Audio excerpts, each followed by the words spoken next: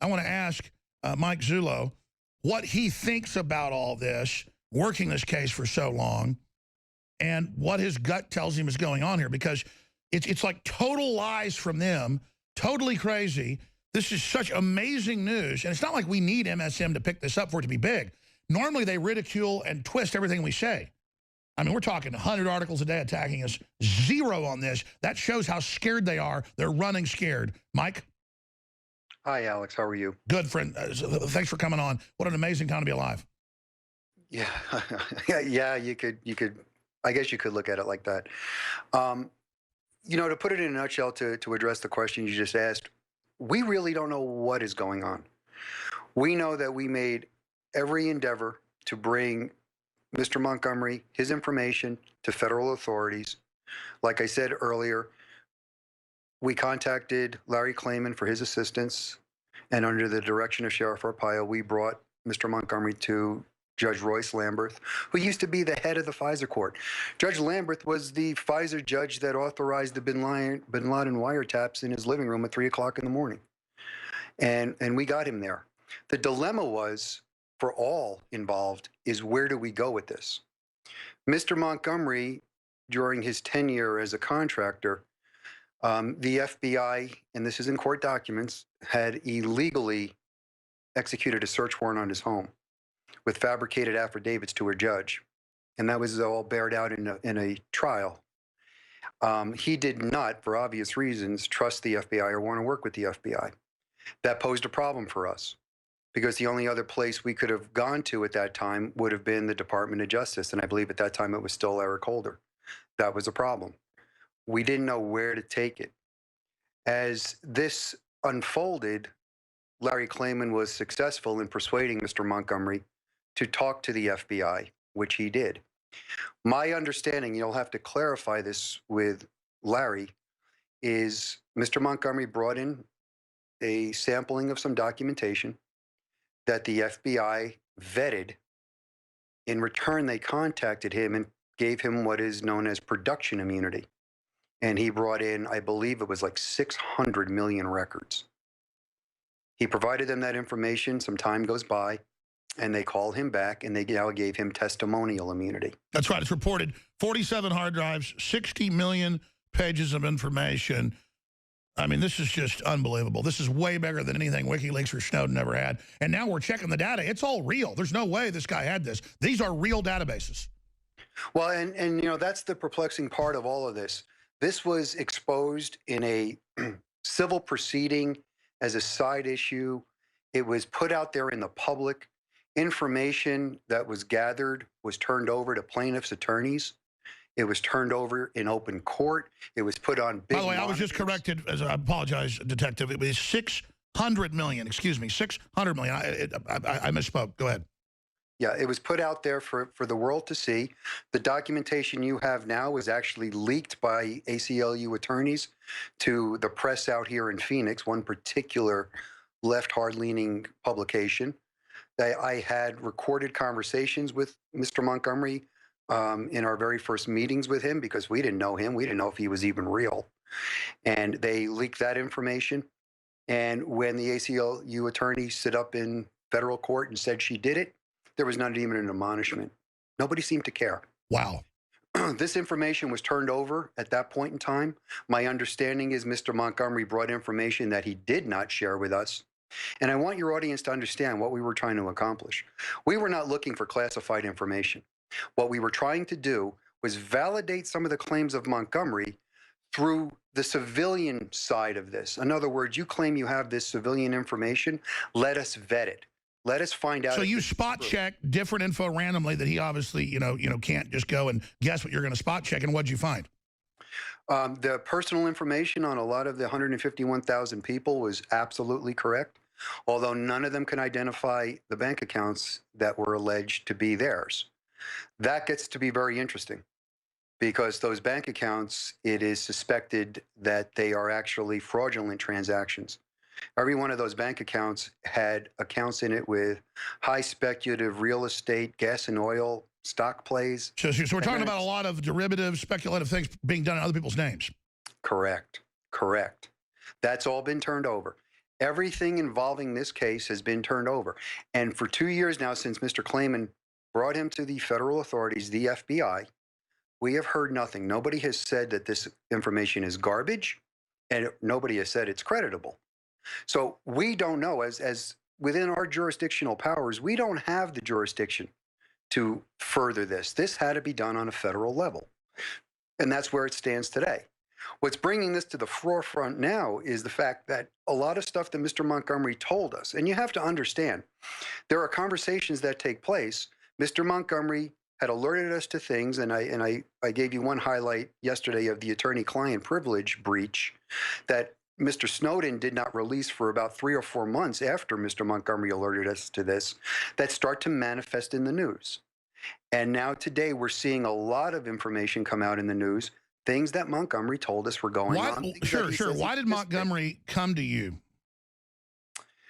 You know, he tried to become a whistleblower. I believe, I could be wrong on the count, it was about a dozen times. He brought all the correspondence that he tried to go forward with this, and he was shut down at every turn.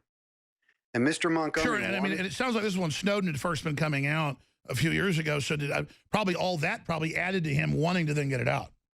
I'm sure it did. I'm sure it did. You know, Dennis tried to bring the information forward. He could not. When Sheriff Arpaio saw the 151,000 names, he became alarmed because those are 151,000 citizens, let alone his own information is in there, but that wasn't really what was motivating him. There are 151,000 citizens, and this is an identity theft case at the very least. So it needed to be investigated. But then you look at the names, the numbers are matching up, and it's surveillance files, and then you look, Dragnet's an admitted program that was going on that did just this, and it's in the London Guardian, it's in AP, it's in the EFF Foundation. I mean, this is super creepy. And again, I talked to Roger because I know 3 of Trump's numbers, and then I was, well, a while back, actually got Trump's apartment number, but he's like, yeah, call him. I never had the nerve to do it. I just left it alone when he's in Mar-a-Lago. But that's the number in there, too, to Trump's apartment. I mean, let me tell you, your guy didn't have Trump's apartment number. I mean, this is real. No, Alex, you know, the information is so voluminous, and a lot of that information does bear out to be correct, that you really have to start to wonder, how did any one human being get this unless they were doing something with use of very high-powered, sophisticated computer apparatus. Well, what did he tell you he was doing in it, or did he not want to incriminate himself? Well, I don't want to go into too much of what he said. You said it was similar, though, a contractor like Snowden. Actually, Mr. Montgomery, and this is public, Mr. Montgomery was a contractor who developed the hacking software that could penetrate firewalls of computers, breach them, take over as the administrator, and remain undetected for about an hour and a half and download whatever they want. Ghosting, yeah. And that's my understanding. Wow. Well, I mean, tell you, these records, and it's from federal databases and matches up with the people we know that have seen this stuff. This is a program, and however he got it, this is going on. And the fact that Trump's in here, I mean, we've got him right there. But Alex, you know, the troubling part is this was bore out in a federal proceeding. That's crazy. Like it's no big deal. Talk about that. No, it's like it's no big deal. It's like the motive here was to simply discredit the whole investigation and discredit Montgomery. That seems to be the motive. And look, Montgomery, for whatever people want to say about him, this is how I described it to Dr. Corsi earlier today. You could be the biggest financial con man in the world. Everything about you could be a lie. Everything you say could be a lie. But at the end of the day, you know what? You still have a real check in your pocket because you got it from someplace. So you judge a tree by its fruits. Yes. So instead of focusing so much on Montgomery and his character or lack thereof, which the government had planted stories, which is it's very clear to see that they did, to discredit him. I mean, listen, they had, last week, they had Alec Baldwin get up and say Alex Jones doesn't like black people on Saturday Night Live to discredit me. I never said that. That's the level they go to discredit people they're scared of. Well, and the fact is this information would validate Montgomery's claims. Everything about Montgomery, everything else about Mr. Montgomery is in the periphery as far as I'm concerned, because you can take the information. If the information is valid, 80, 90, 100%, 20%, 30%, then the question becomes, how could you acquire this? Well, and let's go there in a moment. And of course, he's riding shotgun with us. He can pop him whenever he wants. Again, Mike Zullo, the hero, a detective of the cold case posse, the head of that just tirelessly donated his years of work of this country. It's amazing. I mean, because other folks need to make these sacrifices. Without Mike, we'd be in even greater trouble. But again, we have to ask, now that we have this info, what do we do with it? Exactly. They always change the subject about WikiLeaks on to Julian Assange or on to somebody else instead of, it doesn't matter. They admit this is real, this criminal activity. Fine. Just like William Binney, the former head of the NSA said here on air. Okay, fine. Charge Snowden with something, but let's charge people 1,000 times worse with all the massive crimes going on here that have been proven. They distract off on, okay, who's this guy? Oh, they planted a story. Doesn't matter. The stuff's real, or almost all of it's real. What are you going to do? Because these databases get corrupted, obviously. What are you going to do with this? What are you going to do with this information? Stop changing the subject. And I think that's what you're getting at, Mike. That is what I'm getting at. And I want to make a big distinction between Montgomery and Snowden. Montgomery didn't flee the country. Montgomery has been petitioning to sit and tell somebody what has gone on. He has been trying. Which is what you're supposed to do under law. Well, Alex, it's like I don't even understand my country anymore. None of this makes any sense. It's pretty bad when a law enforcement officer the caliber of Sheriff Arpaio, a former federal agent, a sitting judge are in a dilemma as to where do we go? Because this has gone silent. And, silence usually tells you a lot. You interview someone, a suspect, and you don't get a direct answer or a lot of big pause, a lot of silence. Well, you kind of know the answer you're going to get next is going to be a lie. So you look at this and you say, wow, everybody wants to be quiet about this. Everybody who just wants to sweep this guy under the rug. And look, I am not an advocate for Dennis Montgomery.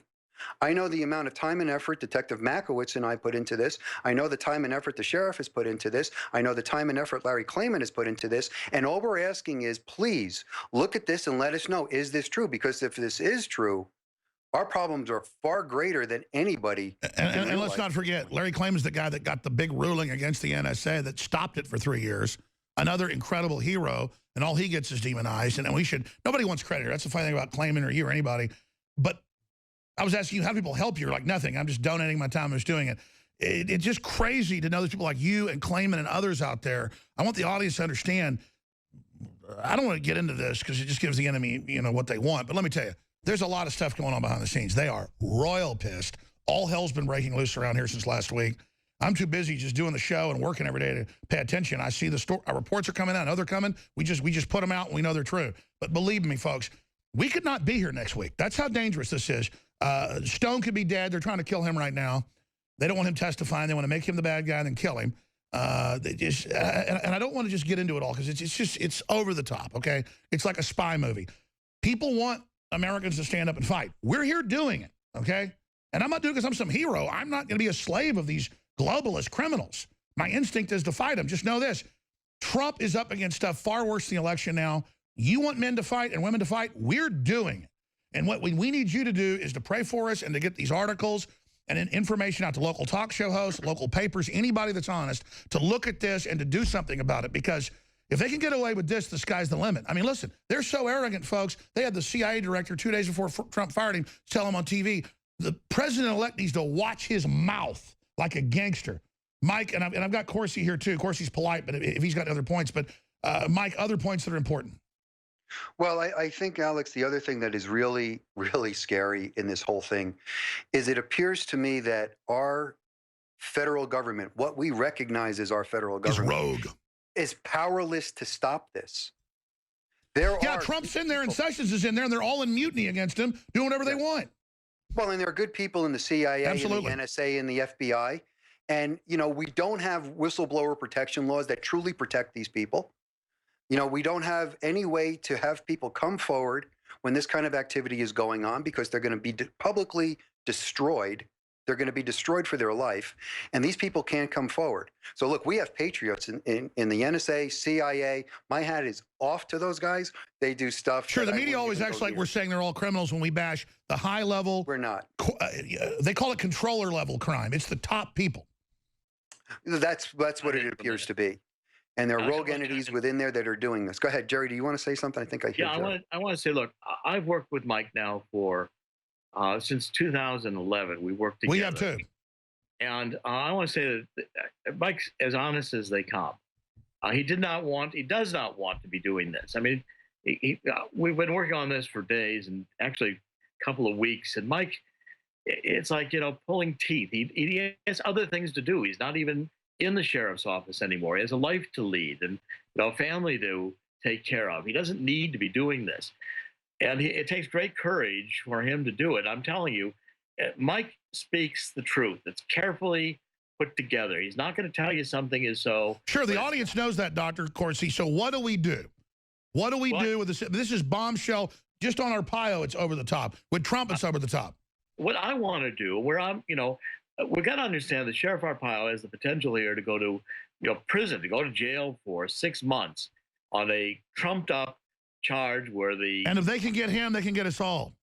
And we've got to come to his defense. We got to demand that Attorney General Sessions look at the malfeasance, the misbehavior, the criminal activity of Eric Holder and Loretta Lynch and Tom Perez in rigging a prosecution, judge tampering, illegal electronic surveillance. Well, let's talk about what we do with that and the Trump thing. If you can both do 5 minutes apiece, when we come back, we'll let Mike get out of here. We'll give Mike like 5 minutes final statement on this side of the break. Then Dr. Corsi. I'm going to shift gears in North Korea, threatening to nuke Japan and South Korea. I mean, it's unprecedented, and they're actually been loading the missiles. And World War III could break out any minute, too. This is a crazy time to be alive, folks.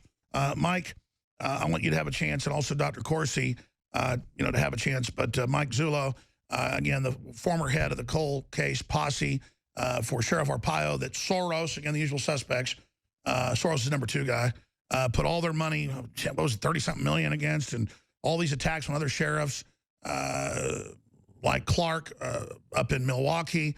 I mean, it is just incredible, these foreign influences, these multinationals, what they're doing. And just recapping how this ties together with your whistleblower on Arpaio being surveilled, all the records, it all matches up on what's happening with Trump, and the fact that, yes, the NSA was spying on him. Show bombshell. What else should we impart to the viewers and listeners? Well, on Sheriff Arpaio's account, if the timeline, and I'm going by memory, so I'm not going to give you dates, but my understanding is this alleged wiretapping, and you have to understand, I have to say alleged because we can't verify it, but the alleged wiretapping. Just like you see a duck swimming around in a pond, but you haven't gotten it for DNA testing, you can't say that's a duck. It looks like a mallard, has a green head, it's got orange feet, it's eating moss off the bottom, it's swimming around, but we think it's a duck.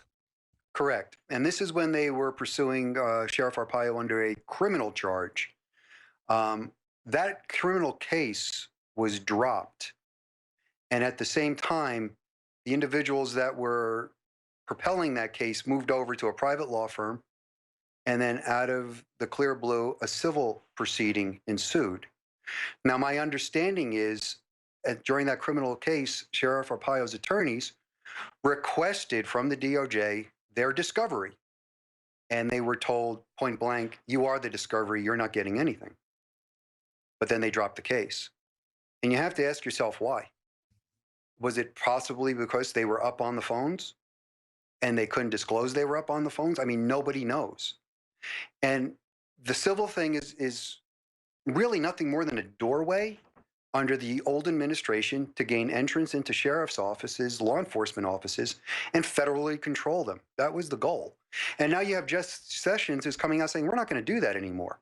You have Donald Trump trying to reinstitute the same activities conducted by regular law enforcement, given authority by the federal government to conduct, that were taken away by the Obama administration. Let's be clear, Mike Zullo, cold case posse, head detective, was active till this year. This is so bombshell. It's admitted that the feds, some good, some bad, are using spying on local police so criminal networks and the feds can run their operations, so they can also corrupt police, take control. It destroys the separation of powers. Trump is announcing, his attorney general is announcing, we're ending that. In fact, we're going to share lawfully obtained information to go after criminals. That's why they're so pissed. It's why the entire surveillance federal grid is now lining up against Trump, because he's taking their ill-gotten, unconstitutional power away. Like he said, we're going to transfer the power back to the people and back to the states in that inaugural address. He's doing it, so they're running around like a bunch of Linda Blairs out of control. Well, and Alex, this goes to morality. The biggest problem here is, look, this technology is wonderful and it could have very great assets to law enforcement if it is used in a moral and just fashion. And it's not. And the unsuspecting public just want to believe that their law enforcement agencies, especially the federal agencies, are of that moral standard. Well, that's not happening anymore. That's what makes this so dangerous for the average citizen. Imagine giving Obama and all these corrupt haters the power of almost God for omnipresent surveillance. They've had it. Now they want to say Trump's a liar when he talks about it? Well, parallel construction would afford them an opportunity to literally gin up a charge against you. And I want your listeners to understand something else. I was reading this not too long ago. My understanding now is there is computer software that takes voice imprints of your voice, and you could literally have an undetected, altered conversation take place that you weren't even party to. Oh, absolutely. They've had software for a decade that could do perfect video and audio. Now it's publicly available to the public and can break voice prints now. So that's why they're having to start getting rid of voice prompts, because it can break those. Oh, it's absolutely. Exactly. Think of this power, and it's in the new Vault 7 leaks. What is it, 7,000 pages? They admit that CIA real documents, that they were planting stuff on the Russians to blame them, doing hacks with their software. Well, they're doing it to citizens as well. Yeah, so I mean, it is very alarming, very concerning, and nobody is safe. Look, I personally, I don't really care. You know what I mean? You knock yourself out, but that's not the point. The point is what can be done with this? What can be done to destroy you? What can be done to blackmail? This happened to me 2 weeks ago. Stephen Colbert played a clip, and you can watch it in the clip. They just edited one word out and blipped it on the internet. I said, I don't hate gays. And then it says, I hate gays. I mean, they're already doing it. That's what I mean. It's like, what do you call the criminal, lawless arrogance when it finally builds? Like a serial killer will kill their first 5, 6, 7 people and be real careful. Then they start getting reckless, and they really want to get reckless. Then they start sending letters to the cops. It's like they're thumbing their noses at us in the criminology. I mean, you're an expert on that. What do you say about that? It's because they believe they are above it all. And now they take our statutes and they hide behind our statutes to protect the program, protect the information. There's no oversight. That's the issue. There are special programs, I've come to learn, special access programs that are even out of the purview of Congress. Well, who is issuing the oversight? Who's running these programs, and then how do you know what they're doing with these programs? It's Pandora's box. It's Orwellian isn't even the word anymore. I don't even know what you call this. But in the wrong hands, it is a weapon that's worse than a nuclear warhead, because in a nuclear warhead, you're dead. You're going to have to live with whatever these people do to you. So this is a problem. It's huge, and it's something that our, quote, government, our elected officials really need to rein in and control to some extent. And then they're spying on Judge Arpaio during his court case. They're spying on Trump, going back to the first year of Obama and beyond. It is just insane. Well, Mike, thank you so much for all you've done. If any other whistleblowers or folks want to contact you, I know you probably don't want more work to do, doing this on your own, but I've met you. You've been here. You're a great guy. And I got to tell you, listen, as bad as it gets, I think we're starting to turn the corner. So, I want to give people a pep talk. And by the way, I won't do a pep talk if there isn't reasons to have a pep talk. I see a lot of positive things happening. And, we're pulling teeth here. We're digging out a bunch of entitled, out-of-control social engineers, a bunch of leftists who run this. And they're just out to play God. And no wonder they're so arrogant. But, they're not so arrogant now. They're starting to get the fear of God in them, Mike. Well, Alex, thank you for everything that you do. You, Drudge, WND, others out there, because we don't have a voice. The blackout that you talked about, it is exactly what they are doing. If they don't report it, it never happens. So thank you. Thank you. Please, we're in this together. We're all got families. We're in this together. God bless you. Thank you, Mike. You too, brother. Dr. Corsi, I know you got to get and write some more articles. Great job. I know you're getting amazing info from the White House, too, on Fannie Mae and Freddie Mac and Obama stealing. Now it's 260-something billion we've learned.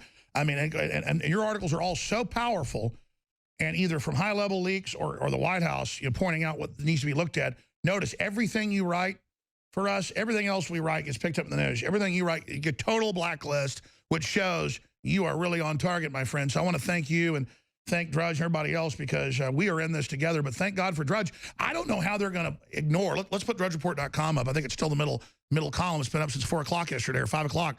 How in the hell could they ignore the top link on Drudge for almost a day. I mean, they cover everything he links to. They must be crapping their britches right now. Well, I think, Alex, the key point is another point that Mike Zullo said, and that is Mike has been out with this information. He's been begging for it to be proven wrong. I mean, bringing it to the feds, they ignore it, so finally it's on Drudge. And what we've got to do, and what we're doing, and millions of Americans are paying attention because they're not listening anymore to the mainstream media. Not listening to, Comey, who looks about as phony as you can get, saying, there's no evidence that Obama wiretapped, ordered the wiretap. It's always very carefully worded. And in fact, they're just presenting a Watergate defense. They know, and this Arpaio information was presented in federal court. I think it's 100% authentic. It's never been repudiated by the federal government. And what it shows is that, the federal government decided... And we knew Project Dragnet was admitted and going on. That's in the news. This is Dragnet database. It's 100% authentic. And I think still continuing. I don't think they ever quit. And Project 600 million pages of it. Yeah. And if obviously I can't show this is people's home addresses and bank card numbers. We're and not releasing the database. What we're gonna say is we'll be happy to release the database, Department of Justice or to the White House or to Congress, to official channels. Yeah, National Press Club with the Attorney General there, and you hand them the hard drives. I mean, let's just get out in the open. They're saying the surveillance state isn't happening. And how aren't they crazy, Doc, to admit they're surveilling the president and say they're not and say he's crazy? Don't they know? Or are they hoping he's going to bring out classified info when he's already accused them of that?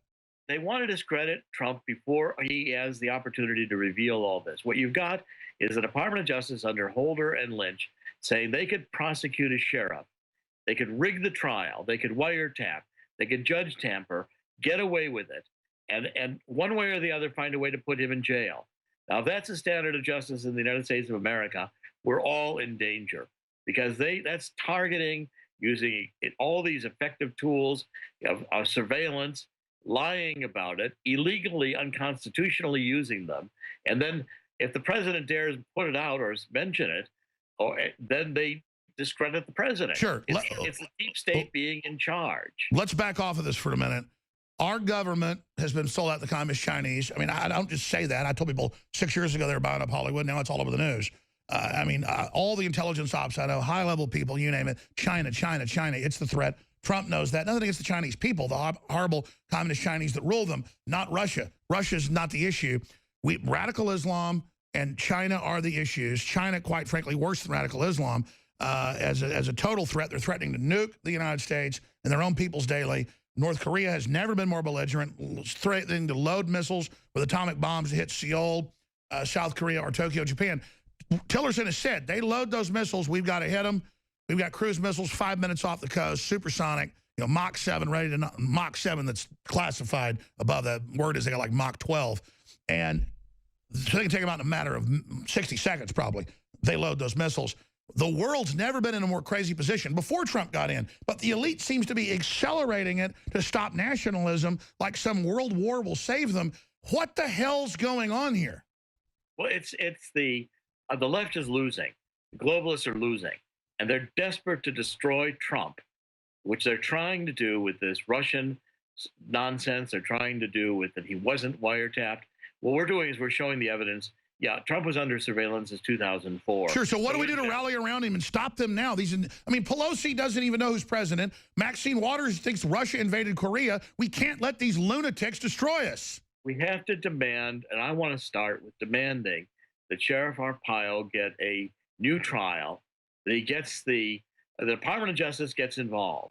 You've got to have Congress involved. Sheriff Arpaio is willing to go to Washington to meet with Congress, to meet with Sessions, to meet with the president, meet with anyone. There should be a press conference of this poor guy got surveilled and then drag all these prosecutors and people in.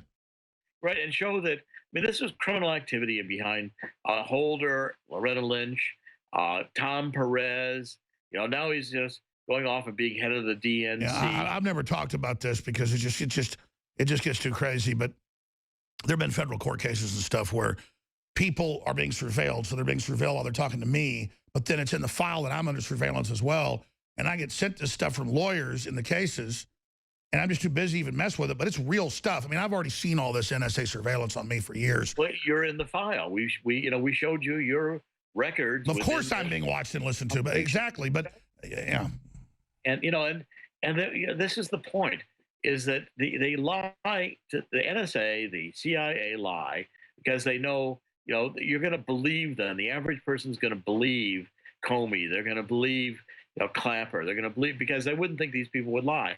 These people are the best liars, and they parse everything they say. So it's, precise. It's all legalese. It's all legal games. Millions of Americans who have been under electronic surveillance since at least 2004. Sure. I've got to jump here. I want you to get back to work. Great job, Dr. Corsi, setting up our DC bureau there, formerly WorldNet Daily. But let me just ask you this, in gut level, I think they're failing. I think they're going to get even more panicked. They're really doing some desperate stuff. They caught a guy saying he was testing to get a bomb into the White House. There's a lot of crazy stuff going on. I just want listeners to understand, words can't describe how dangerous and over the top everything is right now. Dr. Corsi, how would you call the time and we're here in historically right now? I think this is, a critical test. It's a war, and we're close to winning, which means that, the left, the globalists, are going to pull out all stops running for the finish line. And they're going to discredit anybody who tries to tell the truth. A lot of Hail Marys. Vicious. It's going to be vicious. And it's going to be vicious in the courts. It's going to be vicious. But I think the American people, as were proven in this last election, continue to... They're awake. And are more awake every day. Because, they see, the average person knows when they're being lied to. And this, government, and Obama's government, they've got to root just about everybody out of the current government to get rid of them. And then half of them will try to get hired back again, which is also the problem. Yeah, it's a bunch of entitled, spoiled, rotten criminals who have to understand we're never giving up, and they're going down. Thank you, Dr. Corsi. All right, the nuclear war news straight ahead.